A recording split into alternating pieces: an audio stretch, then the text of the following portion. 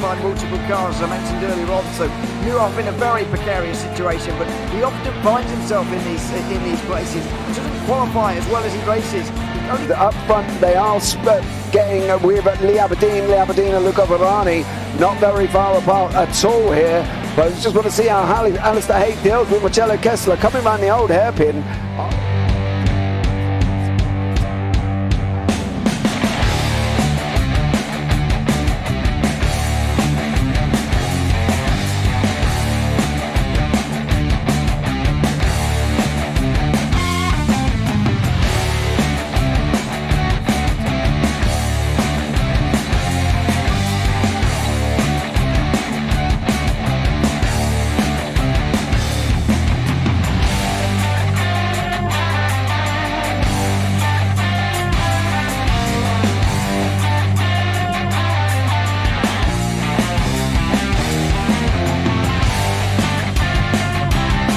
I would say it's not the best decision they've ever made, just not having done that under the safety car, really. Yeah, they're taking their pit stop strategies from Ferrari lately or something. What's going on? In turn one, just too much gas on them, too much feet on the down pedal, and unfortunately he's dropped him all the way down the order. But Philip Hammer is out in front by an 8.91 seconds.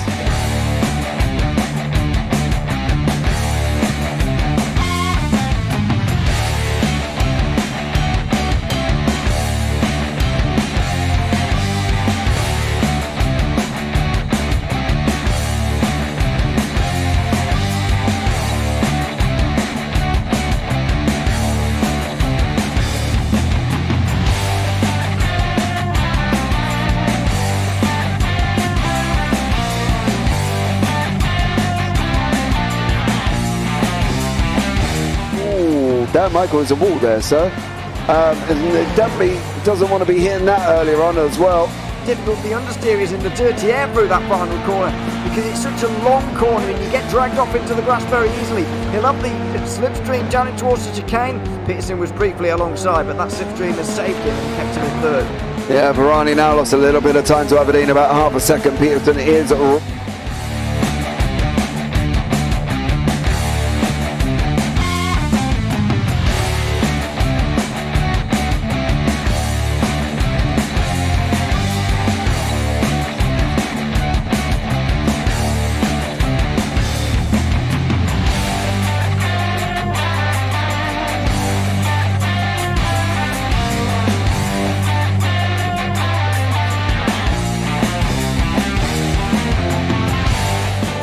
Pike's pushed Morton forward up ahead. He's got out of line. It's now Pike going to have a go at Werrell. Don't push him off. He's in the championship fight. Jack Werrell chasing down Carl Jacklin. Further down, Rob Williams and Chris Barnes. Sensational run outside line now though for the heavy braking zone. Around the outside goes the Audi R8. Look how much Miller's come back into play. Exactly. Miller's still such trouble. He's left on second and change. All of a sudden Miller's back in play.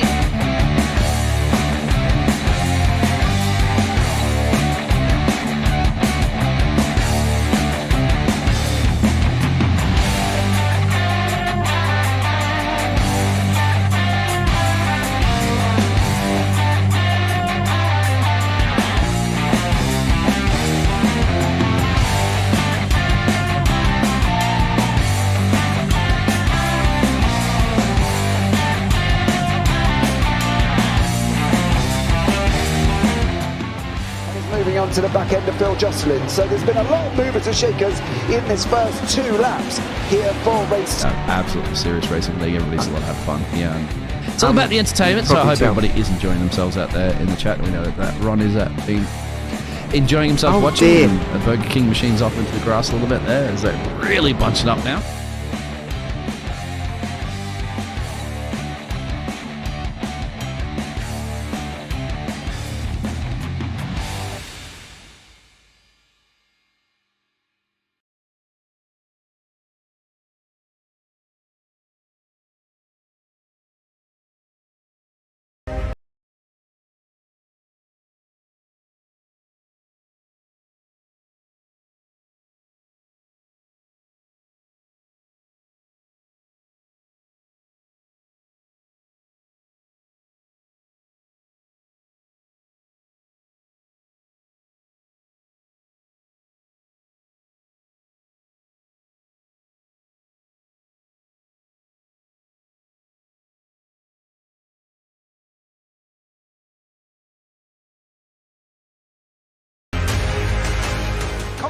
Does he have it? Medeiros is going to get it. Oh, they're going to toss it.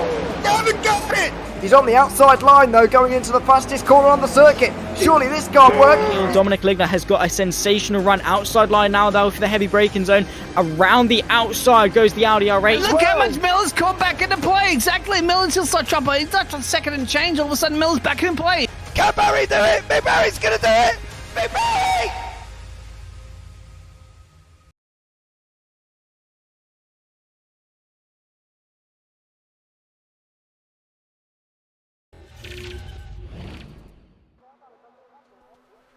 Good evening, ladies and gentlemen, and welcome back to the UkSimracers MX5 Season 1 of 2024. I am James Parfitt. I am joined in the booth not by one commentator this evening, but by two. I have the wonderful Stewart Rice with me, and I have the most delectable Craig Jones also in the booth as well. Let's keep you up to date on what is going on in the standings at this moment in time.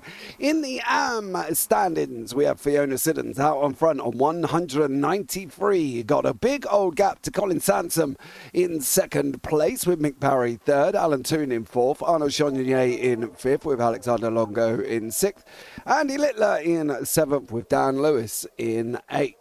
In the pro standings at the moment, it is Tom Griffiths out in front, with Pete Newman only 3 points behind, and 6 points behind is John Sylvester, with Miles Owens in fourth. Jamie Ayres fifth, Ewan Bramer sixth, Ralph Cullen seventh, Darrell Wright eighth, Steve Everett in ninth, and Pete Van Gool in 10th place. In the overall team standings at the moment, that is not the ones that I want. Where are they? Nope. Okay, well, the team standards have decided that they don't want to work, which is absolutely amazing. And why I have a quick look at sorting this one out, let's bring in Stu Rice into the booth. Good evening, Mr. Rice. How are you? Evening. How are you doing as well? I'm good. Yeah, it should be an interesting race, this one, for certain. Yeah, it should be. We're at Spa, Mr. Jones, one of the most beloved, hated, renowned, infamous tracks of the whole entire world. What more can we say about Spa? Well, I love this track, and I'm really looking forward to tonight for two reasons. One, because it's the MX5s, and they are insane to watch. And secondly, because it's this track, so the racing is going to be frantic, it's going to be full on, it's going to be hopefully a little bit drafty in places to keep it nice and close. Yeah, I'm really looking forward to it. Okay, well, let's hopefully these team standards are up and running. There they are. The Sim Racing Sweden Esports out in front on 916, with Momo in second. Results Clothing iRacing Team in third, with Workguard by Result in fourth. Then we've got Pure Sims Year 1 and then Air Smart Racing behind that one as well. Phil, to be honest, because there isn't anything on the line for this championship, it's just a little bit of fun throughout the winter as such. We wasn't going to start the viewer versus comms contest until next season, when we go into the free season calendar, where we will basically have the viewer versus the commentator, obviously races like we normally do. So stay tuned for that one. We have just entered into qualifying, guys, as well. We do have qualifying, 15 minutes of qualifying, and then we will have 4 15-minute races. Don't forget, we will swap sessions after race 2. Okay, so we will go into a new session. We'll take a short break, and then we will be right back after that, of course. Currently at the moment, no, we've got all of the cars out on track, apart from Sir Alan Toon. And as we know here, Stu, Spa long lap in these little MX5s. It's around about 2 minutes 20, 23, something like that. They've got to get these laps right, because they're not going to have time to make up any mistakes. And of course, once these guys go back to the pits, they can't come back out again either. So they cannot mess up these laps, Stu. They've got to make sure they get qualifying right. Absolutely, and Spa is one of those tracks that's got an exceptionally, I wouldn't call it strict track limit, but certainly those track limits are being watched constantly, and if you're even slightly over by a millimetre, it's all gone. So as you say, they need to get it right pretty much first or second time because there's not too many options if they get it wrong. Exactly. We've got Phil in chat. We've got David Ayres in chat as well. Good evening, ladies. And then our wonderful co-commentator, Craig Jones. Good evening, Big Nose. And then we've got High Big Ears. So all in all, poor old David Ayres is getting a little bit of stick there, Craig. Starting as you mean to go on, upsetting the viewers already. Well, it's I'm making up for Zach not being here, I guess. You know, someone's got to be causing a bit of chaos. Well, yeah, thank you very much for that one. Upsetting everybody, our regular people here as well. Don't forget, guys, on the JPB channel, going off in about an hour's time, give or take, we have the NASCAR Super Series kicking off. There are 31 drivers signed up for the Super Series kicking off over on the JPB YouTube channel in about, well, the broadcast starts in about 50 minutes time. So you can go and check out them or have both broadcasts running if you really want to and see how 31 drivers get on with, well, Daytona, let's put it that way. That's all I'm going to say on that one with 31 of them. That's going to be a very interesting evening as well. There is also the highlight video from the fun event that will be taking place before the start of the racing. So if you missed the fun event on the 27th that myself and Stu Rice was in, and I had great fun. Stu, not so much, but I had good fun anyway, Stu. I did have fun. It was unfortunate a couple of things, but that's in the past now, so that's fine. But I think, yeah, that's the whole nature of ovals in terms of that. It is very much just a case of luck of the draw in so many ways. Absolutely, but we have got the MX5s at Spa here this evening. We are waiting for the first lap times to come through. They have all done their outlaps. The first man across the line should be Ewan Bramer here, who's going to give us the time. As you can see in the background, we've got the Momo boys of Steve Hefford, Jamie Ayres, Pete Van Gaal, and also Pure Sims, Pete Newman tucked up behind him here as well. Craig has driven this track before in these little MX5s. What do we think they've got to do? We know the Kemmel Straight's going to be long. We know that's where the most of the overtakes are going to take place. Do you want to be in second on that last lap behind the leader going down the Kemmel? Yeah, that's the problem with this track. It's a fun track to drive, it really is. I do like this track, and in particular like driving this track in this car. But it is one of those tracks where you've got a strategy plays a massive part in it. So, you know, I expect we'll see, you know, first and second sort of keeping positions throughout the night, and maybe second making some lunges later on into the race. You really don't want to be going down this back straight and being in first. You do pick up a bit of draft in this car. Not as much as you used to. It used to be a lot worse. But I believe these days it's been toned back a little bit. So yeah, I'm expecting there to be a lot of close racing tonight. Yeah. And particularly at the start, I think we're going to see banks of cars going 3 wide as well, which will be exciting to watch. Yeah, we have been here before in these little MX5s, and we have seen them 3 wide, 4 wide at one point going down the Kemmel. So the battle of the big ones, shall we say, who will be going across the line first, and who's going to have the bravery to basically make it into Le Corne without any issues. Times are going to be starting on. As you can see, here is the endurance start line, so they should be starting down the hill. One of the things I do want to note is, although I believe, if I'm not mistaken here, and I've seen this happen before, Stu, that the start line's down the hill, but the finish line is just off the back of the bus stop chicane, if I'm not mistaken. Yes, because it's currently running the classic pits, basically. You actually exit the pits up towards Eau Rouge. You actually come out the top of Eau Rouge, basically, right towards the Kemmel, which certainly poses an interesting challenge when you're trying to leave the pit exit. You've got the entire field coming through. But yes, so the start line is slightly around the corner, which will make for some interesting racing. It's a bit like the Silverstone National layout, where the start line is actually in a different place to the finish line, although this is just a little bit bigger in terms of that gap. Thankfully, it doesn't make too much of a difference overall, but if you're bumper to bumper, it may. That's the thing. I think it will be very interesting to see if it does actually make a difference. But That's more racing. Well, we're going to find out. Dan Peoples in YouTube chat there. The toe starts about 2 seconds back, he says, FYI there as well. Craig, you know all about Silverstone National, don't you, dear sir? You're the only man I know that's ever got lost at Silverstone. Well, the joke's on you because it wasn't Silverstone National. It was one of the older southern layouts that I took the wrong turn at. So he got lost, basically, Stu. He went the wrong way at Silverstone. Which southern layout you mean? Actually, I'm interested. I was starting first, and I got a really good start. I looked in my mirror, and I just saw a chicane. I saw a corner, an apex of a corner, and I just went for the apex of the corner. Took the corner beautifully, I'll add, but unfortunately, it was just the wrong corner. I'm trying to think what layout that would have been. So am I. I think he's blagging it. It might be the national circuit. Was it the national one?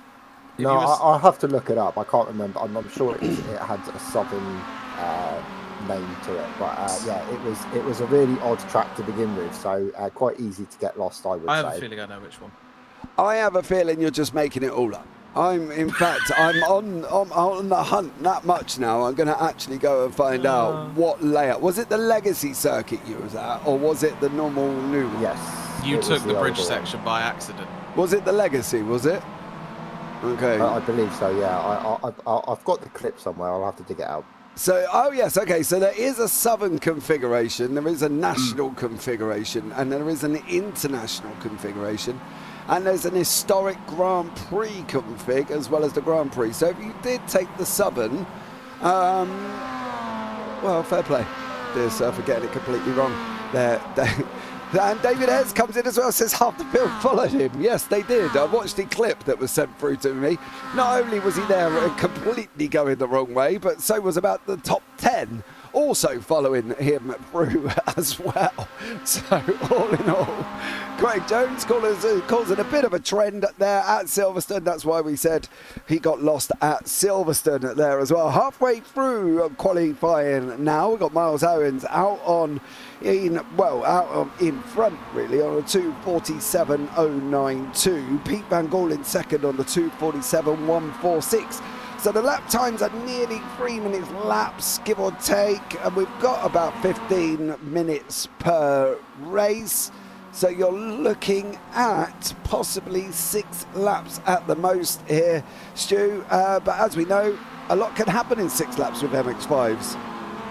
Well, yeah, 6 laps also makes a huge difference. These things do get the toe quite considerably. They are a little bit.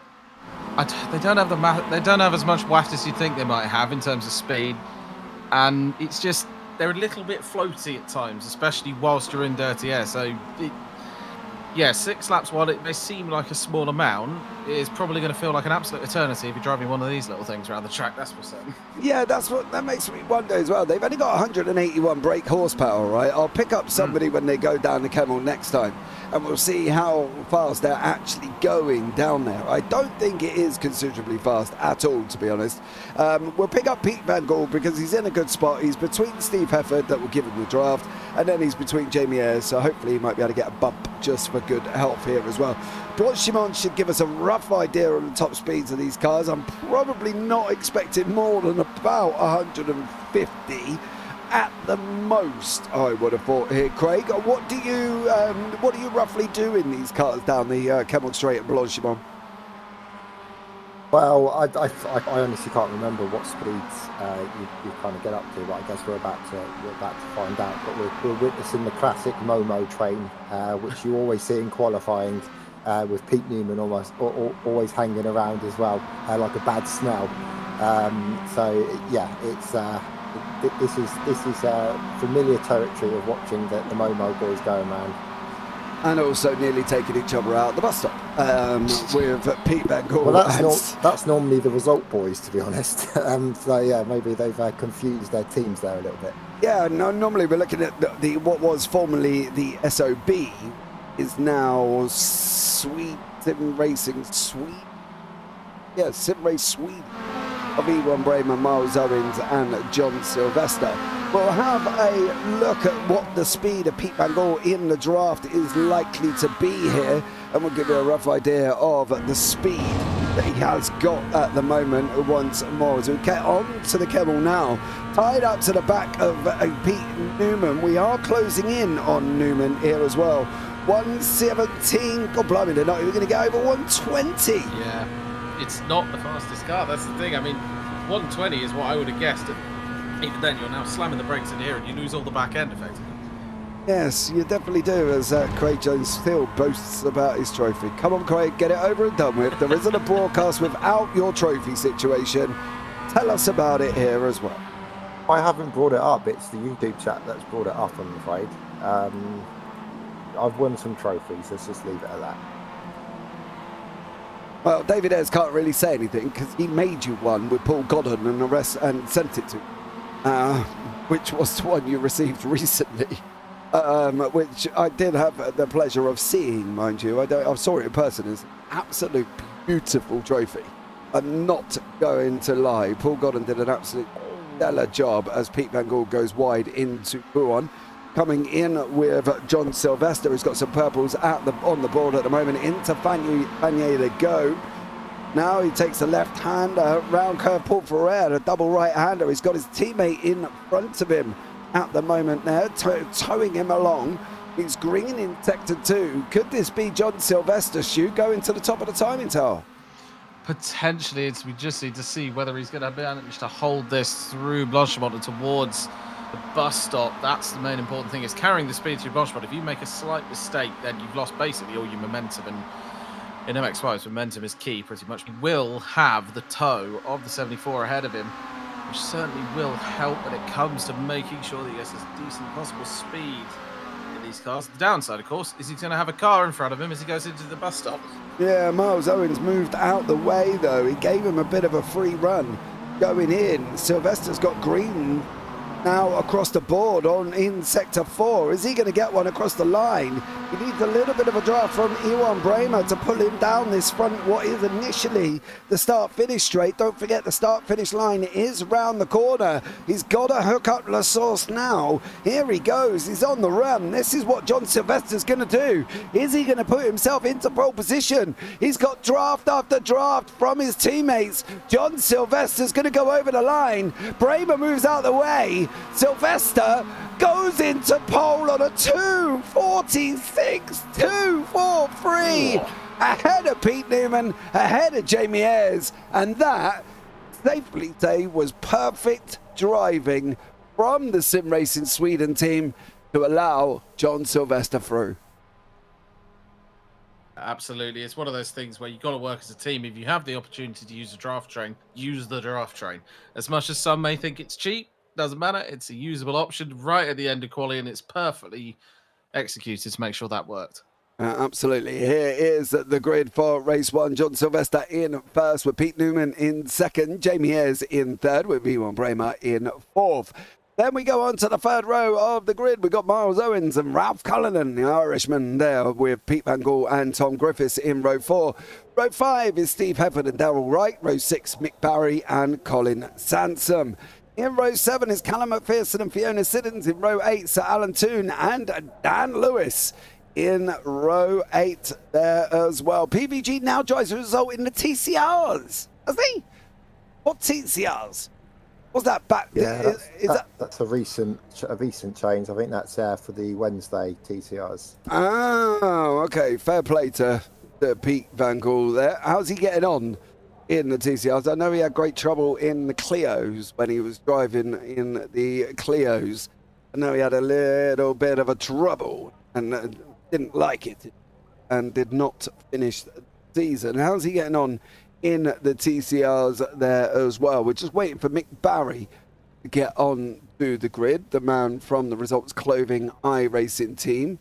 So we can see how he's going to do in a minute when he does jump on there. And let's see how Mick Barry gets on. Let's see how the start kicks in, whether or not there's going to be some absolute epic racing developing here as well. The lights are going to be coming on. We've got 1, 2, 3, 4, 5. And now we are green, green, green. Sylvester got off the line with a big old puff of smoke with Pete Newman. Tucked up right behind him there as well. Jamie Ayres got an absolute flyer. So did Ewan Bramer. So did Miles Owens. So did Ralph Cullinan. One position swap, and that was Fiona Siddons getting past Callum McPherson. PVG's trying to jump Ralph Cullinan, and now we're on it. But his first run down that Camel Straight, and we've got Newman, we've got Sylvester, we've got Ayres. Now we've got the sim race in Sweden, guys. Free back on the left. Pete Newman and Jamie Ayres on the right with PVG. We're coming into Lacombe for the very first time. Who's it gonna be? Who's it gonna be? It's gonna be Pure Sims and Pete Newman with Jamie Ayres there as well. Absolute flying start, Stu Rice. Wow, that could have gone horribly wrong. It could have. It probably in some cases maybe would have, but this thankfully it didn't, because of the fact that all of that racing was incredibly hard but incredibly fair, and that's what you love to see as well. As you come down towards this section of the track, down towards Buon, just through section near No Name at the moment, very wide from the cars behind. We've got 3 wide situation coming into Buon. That's going to be very, very close. Setting to 2 before the lead. What a dive from the number 46. That is a hell of a move, but even then he's coming back at him. Yeah, Jamie Ayres and Pete Newman fighting out in front with John Sylvester behind him now, all on his own, as Miles Owens and Ewan Bramer have lost places to Tom Griffiths and Pete Van Gaal respectively here, Craig. You're sitting here last night in the booth wishing you was out there. You're looking at these MX5s. They're going wheel to wheel at Spa. Do you have that same bubbly feelings, young sir?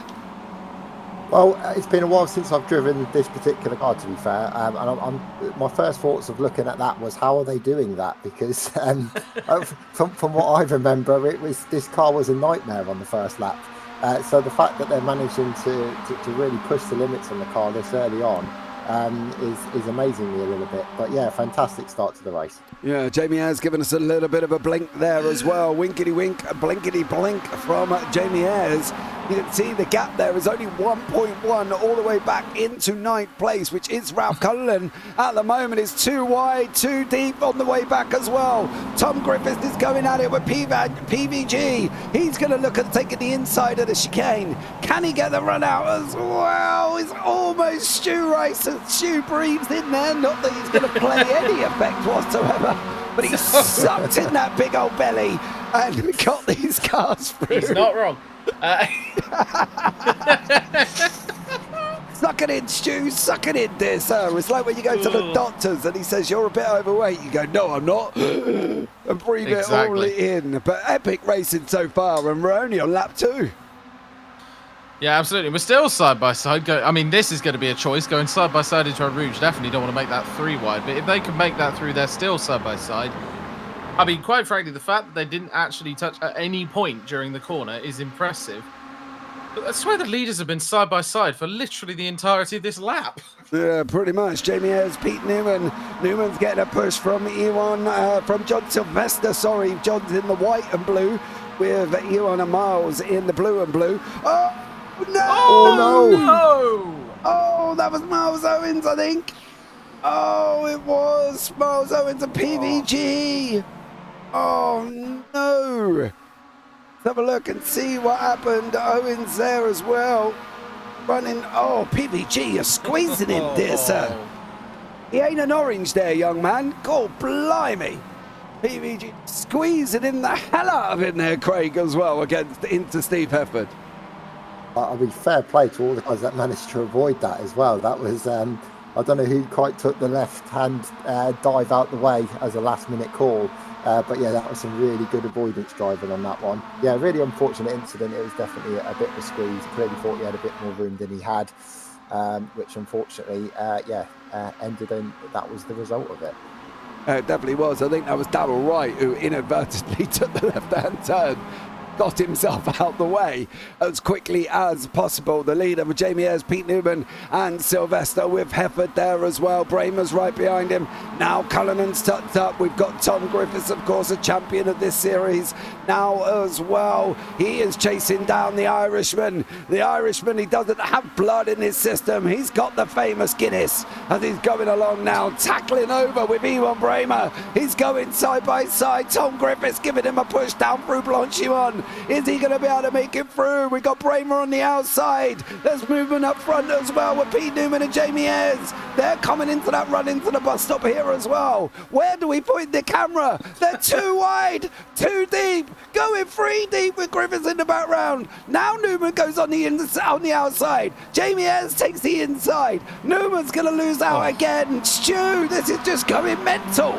It's absolutely insane, and I have to give every single bit of credit to every single driver at the moment, because there's some proper close racing, and I have not yet seen a proper door bang either. Right late braking into the corner from Newman there, but you just got to admit, I don't think that was Newman actually, I think that was Ayres taking it slightly late braking, which may have slowed him down.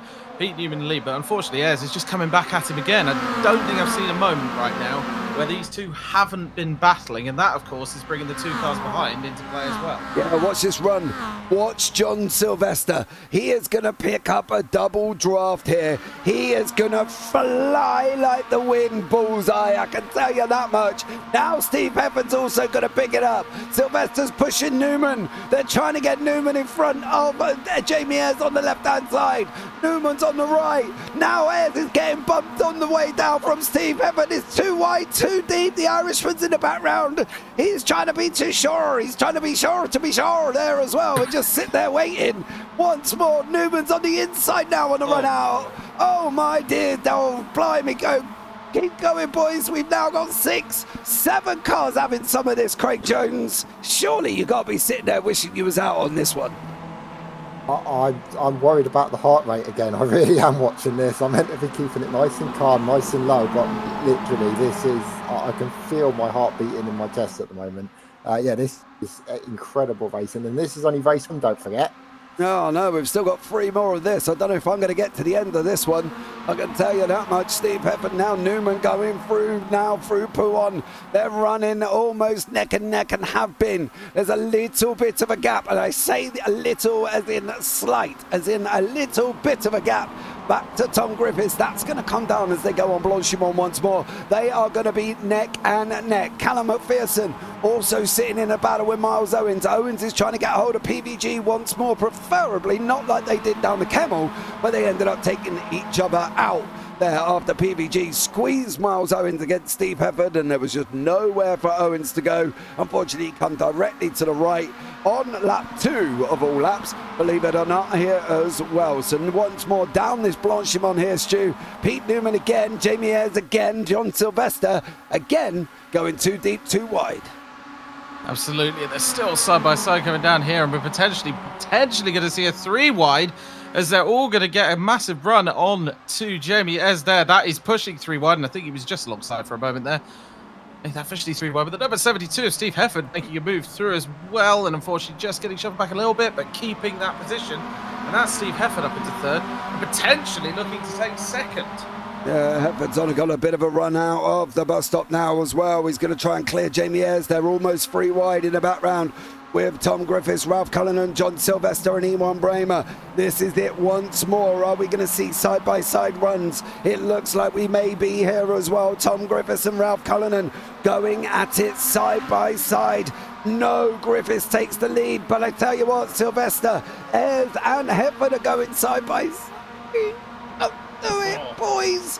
Watch Sylvester. Here he comes. He's going to come like an absolute rocket. It is a Suzuki 1600 for Sylvester now as well. It's not the MX5. He's going to get blocked off by Steve Heffern. Heffern comes across, trying to cover his nose off.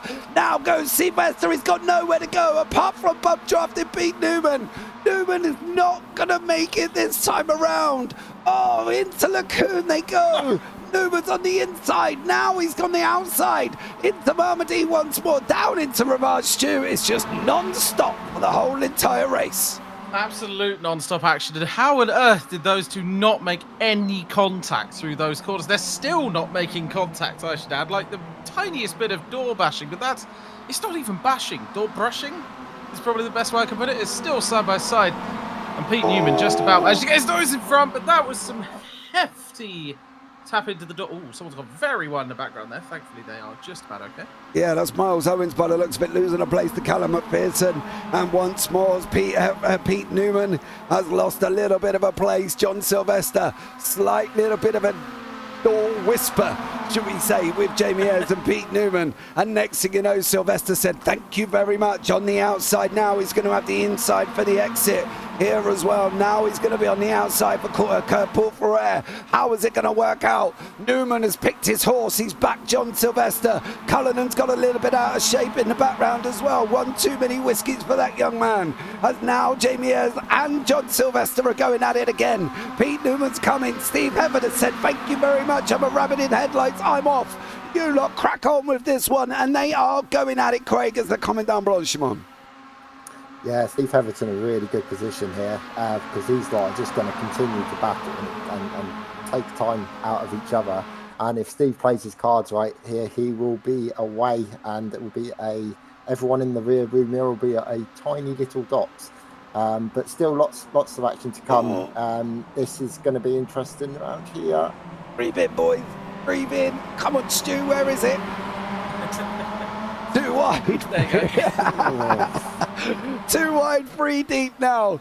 We've got them going again. Steve Hefford and Jamie Ayres and Ralph Cullinan. Steve Hefford said, I'm off, but the boys are closing. They're coming now as well for John Sylvester and Jamie Ayres. They're going to be side by side. For the Irishman of Ralph Cullinan and Pete Newman, they're also going to be side by side. We're going to be side by side with Jamie Ayres and John Sylvester. How is this one going to work out? Are these boys going to make it? Sylvester slots in. Watch the run from Newman in that Pure Sims blue and white. He's going to be coming over the top of El Rouge now as well. Through Radion they go onto that Camel Straight. Watch Pete Newman. He is going to be coming. He needs to pick a side. He's picked the horse of Jamie Ayres to follow once more. Make the gap, Pete. 3 wide. Surely not. Surely not. Camel. It's all going to go. It's all going to go wrong. Is it going to go wrong? Into the cube. Hold it, Pete Newman. Take a bow, Mr. Newman. You come from the 12th place. He sent it 3 wide. He muscled his way through the middle, and he made the run. Absolute stellar run from Pete Newman, and that is how the driving goes here, Stu Rice. Hard to make me speechless with certain stuff, but that is absolutely ridiculous that actually stayed. And fair play to Pete Newman for making that stick, because yeah, whoever said Spa plus MX5s is boring, and I've heard these cars been called boring before, but with the right track, as proven here, they are anything but. I think the drivers have a lot to do with that. I think if you were looking at an iRacing official here right now, it would be chaos. There would be about 3 people still running, and literally that would be about it. I think the drivers have to take a lot of credit here as well. You can see the gap close to Steve Hefford already. They picked up that draft. They've done him here as well. Ewan Bramer 1.4 back. He's got to pick. What is he going to do? Him and this John Sylvester, the teammates have got to work this out. Steve Evans running side by side down through Blanchimont. They go now as well. Jamie Ayres tucked in right behind him. Ralph Cullinan trying to hold on to the boys in front as tighter than he holds a pint of Guinness, I can tell you that much. Now he's on a run here, is Ralph Cullinan. Close up, young sir. Good boy. Ralph's sitting there like a stalking tiger, waiting to see what happens here out front. If there's the move, go on, Ralph, have it, son. As he looks at the inside of Steve Evans. Steve got it all a little bit wrong coming out of the bus stop there, Stu. And what great racing once more. Yeah, it's fantastic racing. And there was a very interesting move back there where he just got shuffled onto the outside. And it's a very common move as they're still side by side going through here. And that was actually a perfect move, to be fair. Yes. By Steve Hefford, just to hold the position and keep it in third. But it was an interesting position where they just get shuffled to the outside and someone just follows through. It's one of my favourite moves because it just looks so good. And that is the white flag. Final lap of the race. We did say it was only going to be 6 laps here as well. Now this run is it. Do you want to be? Where do you want to be? Who do you want to back? Cullinan's coming out as if to stop Steve Hefford getting hold of Jamie Ayres. Steve's got no choice. He's got to follow the Pure Sims of Pete Newman on the final lap. Is Pete going to pull him out to the left-hand side now as well? He's got to go in late. He's got to go in late. He isn't going to go in late, is he? He's not. Newman sat behind him there, Craig. Is that going to jeopardise him going down through Blanchimont? Well, I guess we're about to find out. Yeah, I mean, if anyone can call this, then they're better at this than me at the moment. It's literally 4 cars that you can see on the screen right now. Any one of them could be winning this race. Are we going to see an Irish victory?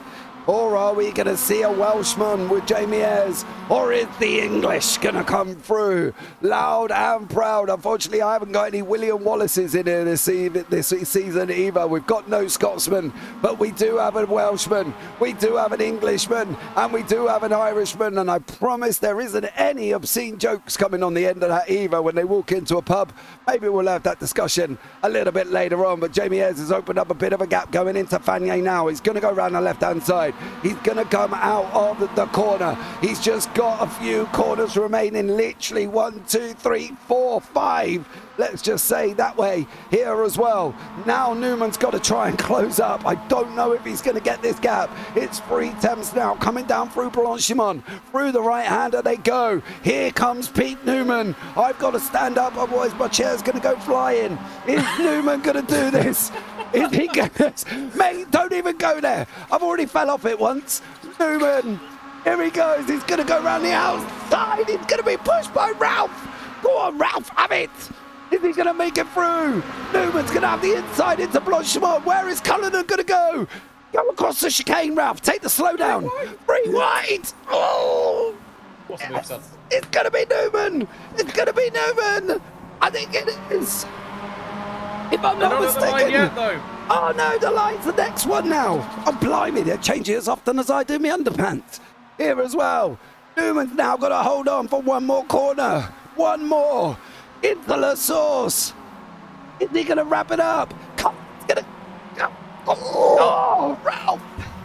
But it's going to be Pete Newman. It's going to be Pete Newman. He's going to take the victory here in race 1. Done it there as well. Oh my God, blimey, I need a break. What? Already? Give me. Oh. 13 seconds back to Fiona Siddons. So there we go. With Darryl Wright right behind him. So, yeah, that was a great race 1. Oh, dear me. Right, Craig, tell us about it. I'm speechless, to be honest with you. That was just such an amazing finish to the race. Yeah, I don't know what to say about that. It was just fantastic to watch. That's exactly what we wanted to see. Again, real clean, respectful racing from everyone. You know, going for 3 wide round corners and stuff. You just don't see that regularly. Not without contact, not without a follow-up of carnage. So no, absolutely. Fair play to every single driver on track. That was a real performance from them. Oh, I'm trying to find out what happened to John Sylvester. Excuse me, I'm going to do something I don't normally do here. But Sylvester obviously had a moment at some point on that final lap because his car, has changed sessions. Rats, double drats. And well, John Sylvester may have had a moment that we may have missed there, picking up all of the action that was going on. It was very, very exciting. Stu, all I can say is welcome to MX5 at UkSimracers. Yeah, you were saying about Craig, wish he was on track. I certainly do. It's absolutely fantastic racing with this. Same as Craig here. I'm just, how on earth is the racing that close? In especially these cars, which have a tendency to love a little bit of code sometimes. They love having some problems with these cars. Just the cars in general. The drivers are just insane. As you say, a lot of the quality of this racing, if not all of it, comes down to just how good those drivers were driving. Absolutely. Because that was top tier. Yeah, absolutely. Here are the results. Pete Newman is your winner with Jamie Ayres in second and Ralph Cullinan in third. Then we've got Steve Hefford, Tom Bramer, Tom Griffin, Miles Owens, Tom McPherson, the owners are your top 10. Darryl Wright in 11th with Sir Alan Toon in 12th, Dan Lewis, John Sylvester 4th, Pete Van 15th, and Mick Barry down in 16th there as well. Just going to wait for the warm-up to finish before we go into race 2. Craig, I don't know, what can we say about, what do we think coming up in race 2?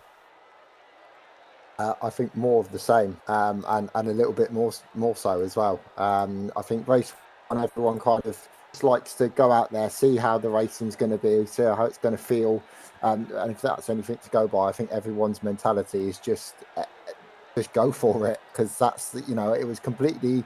I was expecting there to be a little bit of these draft trains going on and a bit of movement, but you know, some of those moves that we were seeing into the corners.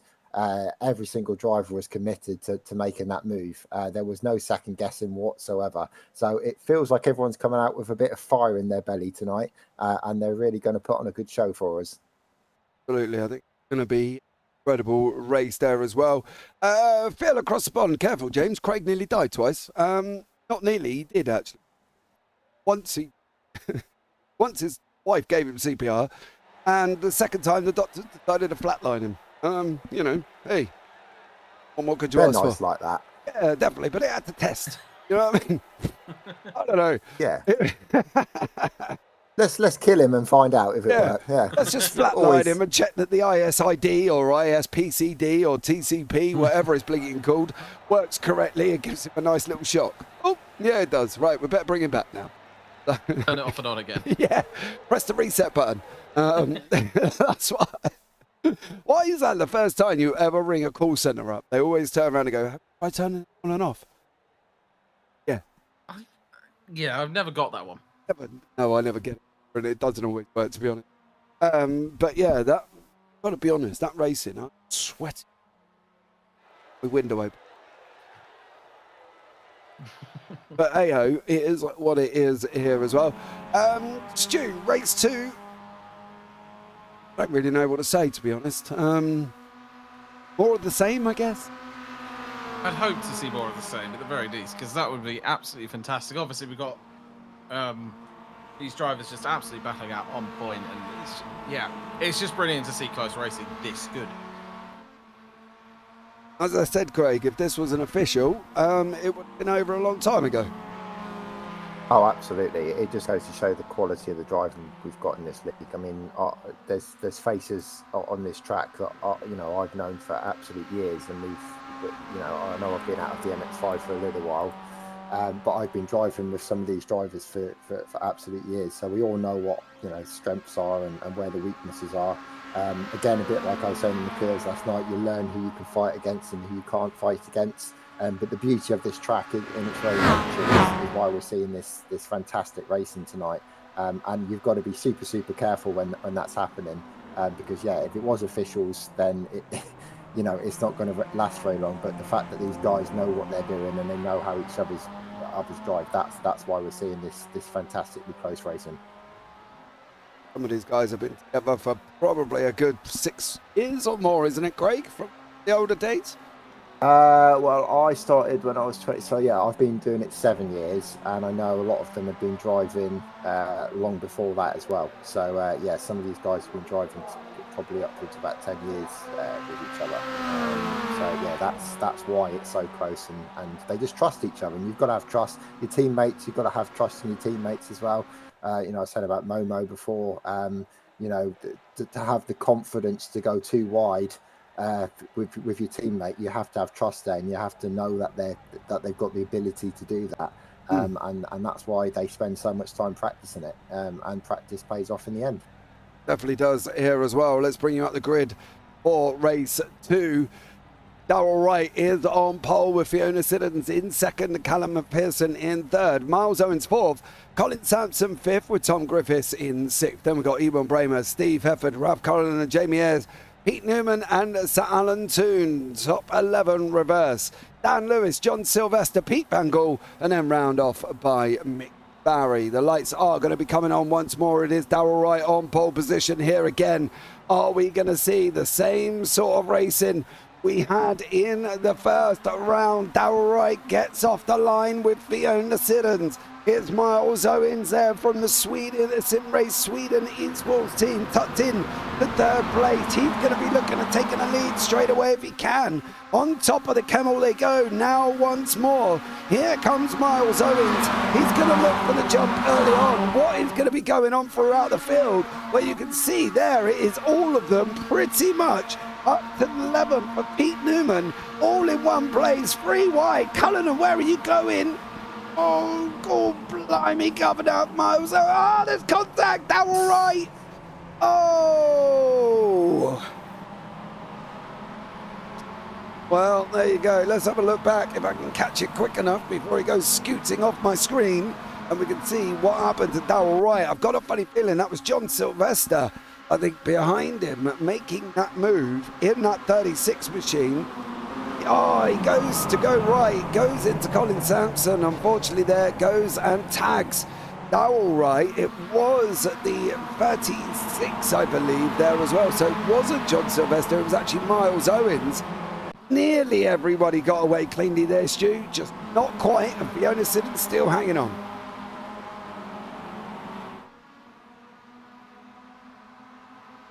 Hold on.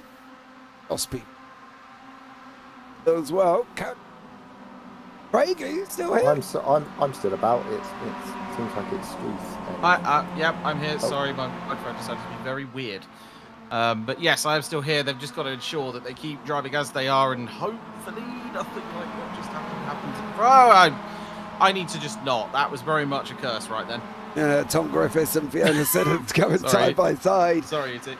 The leader as well has just been overtaken from Colin Sampson. These two at the top of the championship is Siddons at the moment. Sampson's locked on to Tom Griffiths. There must have been a little bit more of a ta-ta-ta further down, as Jamie Ayres and Ewan Bramer have also looked like and made contact as well, because the gap is open to 3.2 seconds. To 7th place, Pete Van Gaal was in there. We'll have a look back at that in a very short minute.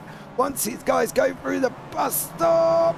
Oh, Steve Heffern got it all wrong as well. And this is what happened to Jamie Ayres and Ewan Bramer. Jamie Ayres is on the left, Bramer's on the right. Oh, and Sylvester. That was never good. We lost a lot of people there. Now there's Jamie Ayres on the right hand side of your screen.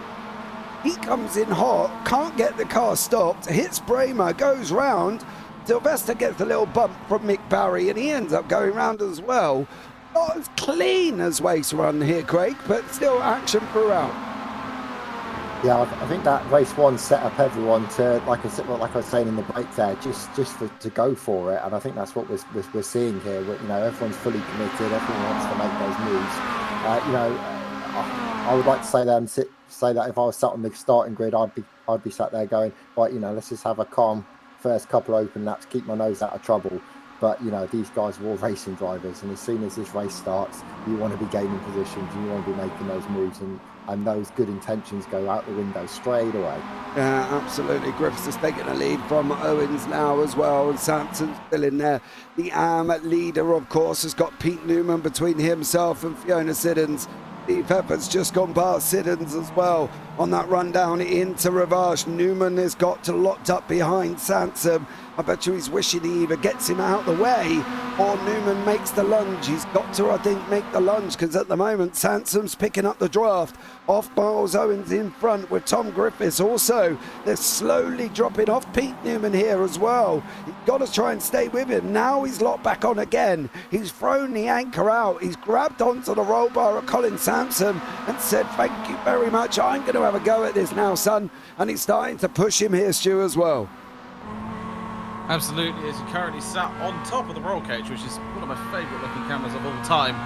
As it goes into the gravel, not what you want to see. Right there. Oh, that was a little bit close, but fair play to both drivers for having the awareness to not let anything happen. Yeah, I think Steve Everett kind of read that one there, Craig, and decided, no, I'm not getting involved with that. Yeah, that's where the experience comes in.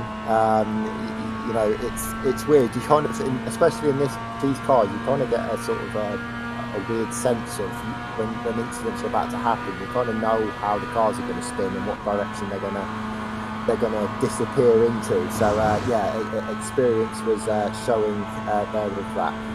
Yeah, absolutely. Absolutely. Steve Hefford saw what was going to happen. He saw Colin Sansom coming back in. He backed it out again on that one. Tom Griffiths still going at it in front with Miles Owens. Newman's come and taken the lead here as well. He's doing an absolute stellar job, is Pete Newman. He's muscled his way back. Now they're going 3 wide into La Source. Griffiths backs out. It's all about Miles Owens and Pete Newman here, Stu. They're all going to be going for it. Who's going to come out on top as they run up through El Rouge and Rideon? I'm not entirely sure. I can't really tell because they're about to go side by side for the lead. And it's always a choice to go side by side for the lead into Eau Rouge. It's always a little bit terrifying as a commentator to see people try it. But it's all about just who can keep the car planted as much as possible. And to be fair, neither of them could really best each other there. As we're going to go 3 wide onto the Camel. This will be one which will be very, very interesting to see as right round the outside from absolutely nowhere. That's Griffiths just stepping to the lead. Hefford's run. He got blocked by Newman. Sorry, Stu, but Hefford had a barnstorming run. Newman come out and blocked him off. Hefford's now taking the inside over Owens. He is making it through. These 5 going non-stop again, Craig. It seems a repeat of race 1. It absolutely is a repeat of round 1, isn't it? It's we've now got who's that? Ayres has just joined the party as well. It's just going to keep going on and on this battle. It's going to be swapping and changing. Who knows? I expect Pete Newman won't be leading the next lap round. Let's put it that way. I think the Camel Straight's going to come into play into again. We're on lap 3. We've only got 3 laps remaining. Don't forget they're doing 2:48.09 lap times, and that was the fastest lap of the race last time out from Pete Newman in that Pure Sims 118. 180 brake horsepower MX5. It goes 120 down the Camel. That was nasty. No, he's kept it going. Well saved. Miles Owens, he did a 360 better than a ballerina in Swan Lake, and now he's made it all the way through. Kept going there once more. There was a little bit of contact with Tom Griffiths. He's got the inside. Watch the pirouette. Round he goes. Lock it up, son. Have it. There you go. Miles Owens. Absolutely there as well. Take an audition in Swan Lake there for Miles Owens, Stu. Absolutely impressive. Absolutely, and I'm not entirely sure how much of fault either driver was there. I think that was very much a case of hard racing. At the end of the day, no one could have really done anything differently, I don't think. So that's one big positive from that. There's big block up on the back there from the purple and green car. Just there. So we've got, oh my word, it's absolutely crazy how much these guys can battle, because that's Pete Newman trying for the lead again. Yeah, Newman now as well. Craig did say he's not going to be leading by the end of the next lap. Well, it's looking like he might not. Steve Hefford's going to lock in behind him. Tom Griffiths, Colin Sampson and Jamie Ayres. That's the 5 in the front. We've got Siddons. Yeah, Siddons 1.5 back with Owens and Van Gaal behind him there as well. Now here we're going again. Here we go again, Craig, for this run down the Camel. Who's going to be leading by the time we get to Lacoon? I think we're going to see a 3 wide situation. It's got it written all over it from how this is shaping up. It's hopefully we won't have any carnage. We might even get 4 wide here. Go on, Colin. Please. Go on, son. No, Go on, the other side. Go the other side, Cole. Oh! He's up his back. Oh, my dearie me. Oh, Sansom has allowed Tom Griffiths and Newman's gone all the way down into 5th place. 5th place, Stewie went from 1st to 5th at the end of one straight. But that's just how it is, especially in these cars. If you get even one slight bit of it's not even a mistake. He didn't even make a mistake there. It was just absolutely getting shuffled through the pack. Just one slight bit wide and just unlucky positioning, and you can just be pushed right down from the top 5. This is going side by side. Just here with Hefford ahead of those 2 currently. Jamie Ayres and Colin Sansom side by side into Pooh. They managed to do it, to be fair. Fair play to them, because it's not easy to make that move there. But here comes Mr. Pete Newman. not wanting to stay in 5th, as I'm sure most people wouldn't. He's got 2 laps remaining here as well, and Newman now has got to try and get onto this battle once more. As I said, we were told earlier on it is about a 2-second draft. So I'm expecting Jamie Ayres to close up onto Heffer down Blanchimont. I'm expecting to bring Pete Newman with him. And can we see another victor in Colin Sansom? Can we hear a Mick Barry? Can we hear a Craig Jones? I can't think of anybody else who has actually done it, to be blatantly honest with you. But can Colin Sansom come from where he is in the AMs and take a full overall victory, Craig? What do we reckon? Anything's possible. If I can do it, anyone can do it. Let's put it that way. I think there's a twist in this race yet to come. Oh, Jamie hasn't gone wide in the bus stop. He's gone in too deep. That's going to drop him back. We're on lap 4. We're going to go over the line for 5 very, very shortly. Now Sansom's looking up the inside of Jamie Ayres. Go on, mate. Have it. See, look at him. Go on, Cole. Not that I'm biased or anything. As well. I love it when the underdog comes through. I think it's amazing. Has anybody seen the Mick Barry moment at Interlagos? Jesus Christ, you know how excited I get. But here we go once more up the camel. Steve Hefford, is he going to be leading by the time he gets to the end of it? Now Tom Griffiths is going to have him here. Stu, what do we reckon is going to happen? I think Griffiths will definitely catch as he's about to move out of the slip now. The main question is, I'm spotting Newman behind, who's also going to be quite quick. Is he going to take a move to the right and make it 3 wide? He absolutely is. And I think that's Newman potentially making a move for the lead. Here we goes. Pete Newman coming to the front of the field here as well. Oh, stellar job from Pete Newman with Steve Hefford, with Jamie Ayres. Now Newman takes the front again. Now he's got the front. Again, going on lap 5. I don't really know what to say, Craig. We're going to have 1 lap here. It's going to get very exciting. Yeah, absolutely. That move from Pete Newman was absolute textbook. That's how you do it, kids. Used the draft to his full advantage. Saw the 2 cars battling to his left. Went for the right, for the inside line. Yeah, perfectly executed move. Yeah, let's wait for the next straight. Yeah, absolutely. Let's see how it gets on here as well. And I think it's going to be an exciting one. I think it's going to be an interesting one for this final lap of the race here as well.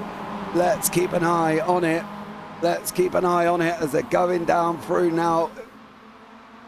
Paul Ferrer, Stu, and then Blanchimont once more. Absolutely heading down to the south part of the track through Stavelot and heading towards that straight. It's effectively a straight in most cars, all the way through Paul Ferrer, all the way through Blanchimont, up to the bus stop. In most cars, you are effectively just getting the toe the whole way down, so it can in effect act as a straight. It isn't. I think that's the way I can put it. It's just it isn't straight. Here we go. We have currently got them right on the back end of each other. It is genuinely impressive to see just how close they've stayed this whole race. 2, 4, 6, 7. We've almost forgotten what's gone on further down here as well. Sylvester and Barry are swapping backwards and forwards with Darrell Wright. Apologies to the rest of the field, but the action's been so tight up front. We haven't wanted to miss anything now as we're coming over the final lap. Nick Barry and Darrell Wright, are they going to take each other out? This would be very interesting for the results, boys, here as well. Wright holds on, Barry holds on, and Sylvester's still where he is as we're going into La Source for what will be the final time. Final rundown, Kemmel. Oh, dearie me, Mr. Jones, call it now. Who's going to win? I don't, I'm too sad.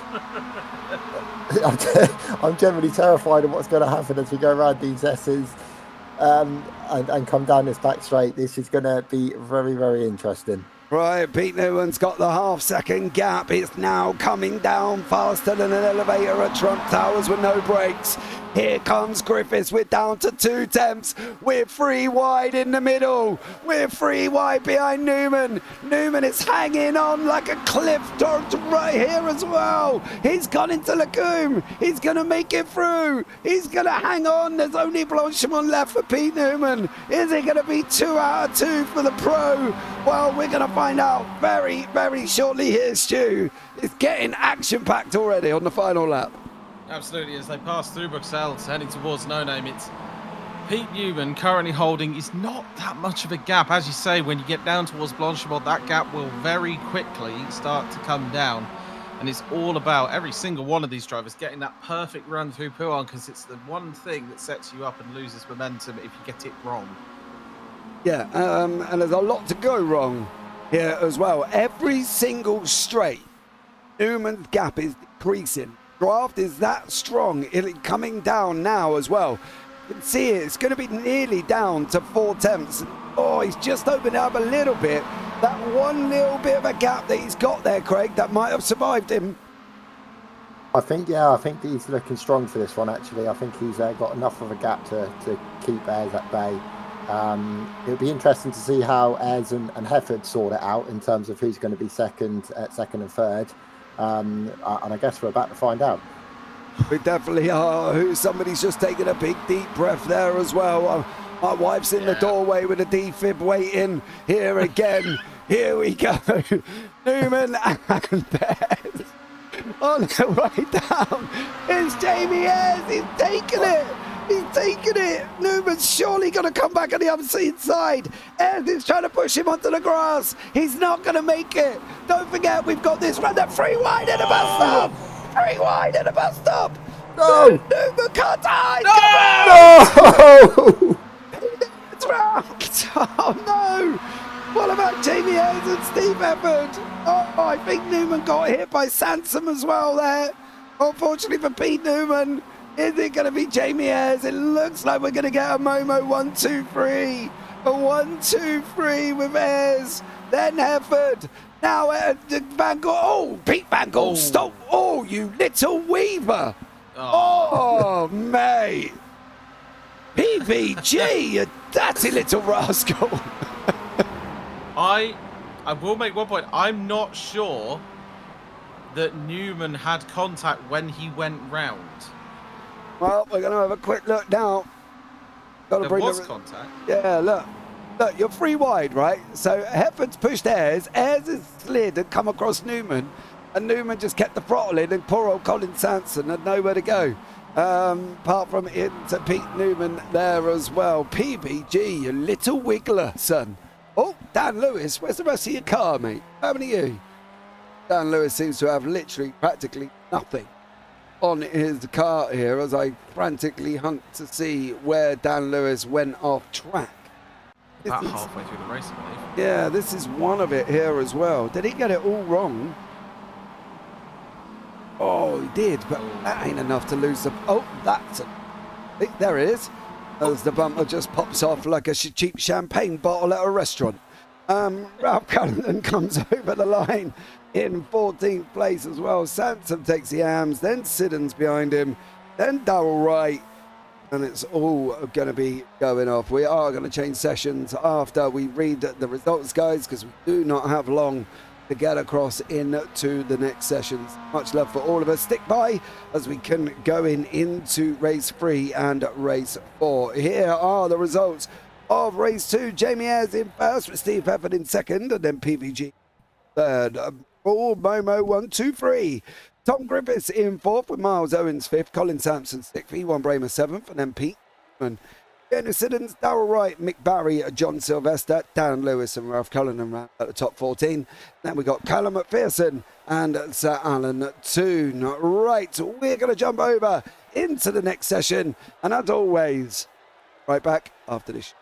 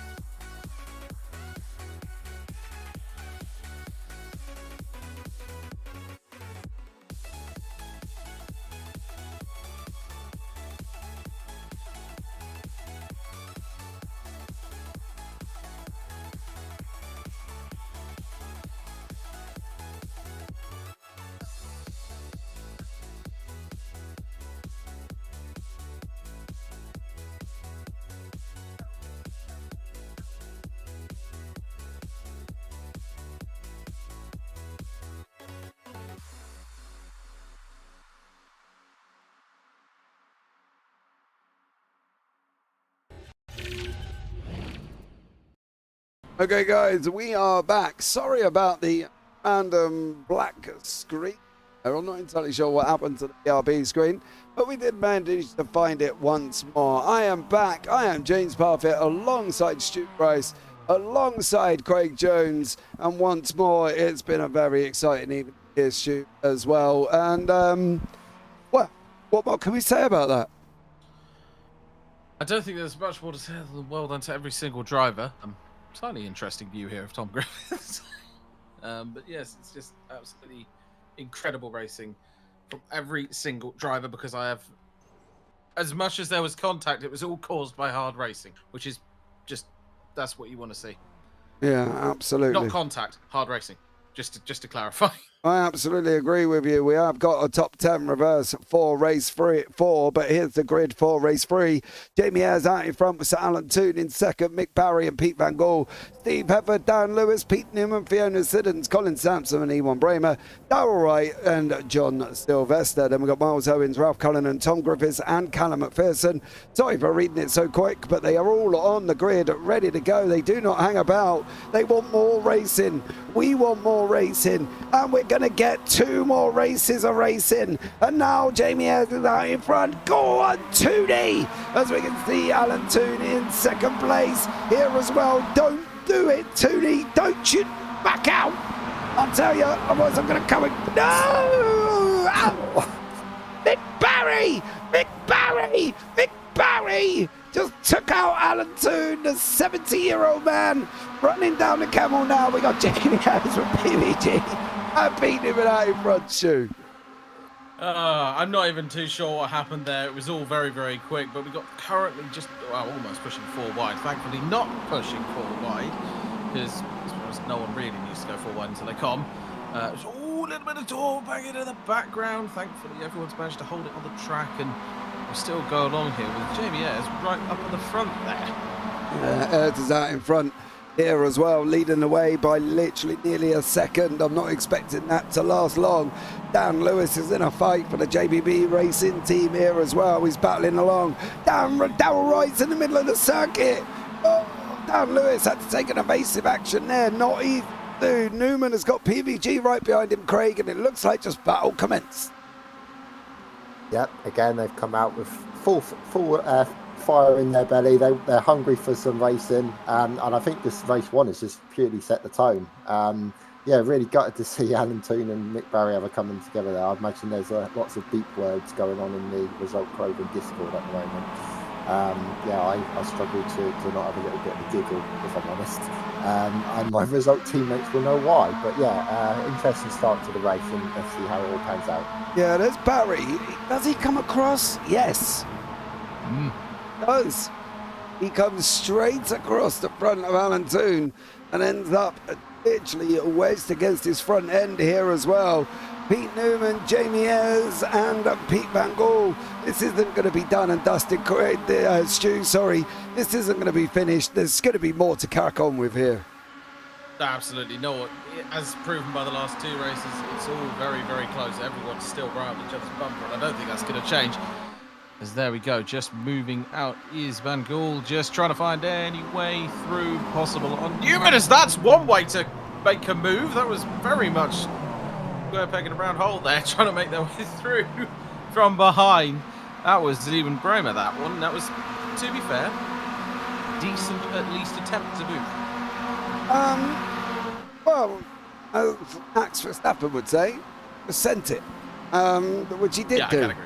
So he did do there as well. Ralph Cullen and Miles Owen, Steve Pefford having a fight towards the back end with Fiona Siddons and Tom Griffiths trying to escape.